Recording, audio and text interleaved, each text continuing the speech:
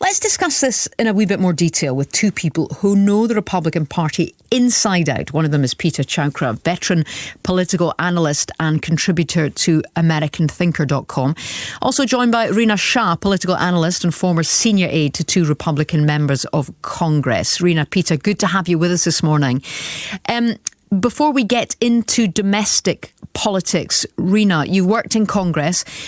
If I can ask you, what do you think of America's response to the situation in the Middle East? Sorry, we don't have Rina. We're going to try and get Rina back to us. Peter is here, though, Peter. Peter, same question to you, if you wouldn't mind. What do you think of America's response to the situation in the Middle East? So far, so good, Fiona. But I would say that in terms of domestic American politics, foreign crises during an election often benefit the current president, and that, of course, would be President Biden. However, Republicans and President Trump can make the case that during Mr. Trump's 4 years as president, the Middle East was calm. Peace was breaking out with the Abraham Accords, and there was no war in Ukraine either. But it remains to be seen. It's impossible, I would say, to make predictions about anything that's going to happen in this election year ahead. Peter, if I can return to you and we can talk a bit about the trial. As we were saying, Donald Trump will become the first former president in US history to face a criminal trial. Politically, is this good or bad for Donald Trump? Let me just say at the outset that as a veteran reporter, journalist, I'm of the old school.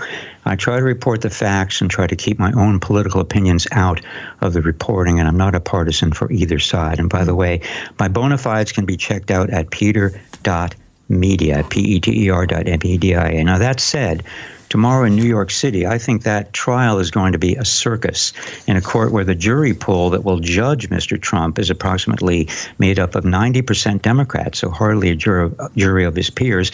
Now, of course, there's the legal track, and one of the best opinions there, and the political track. One of the best opinions on the legal track comes from Alan Dershowitz, emeritus professor of law at Harvard University.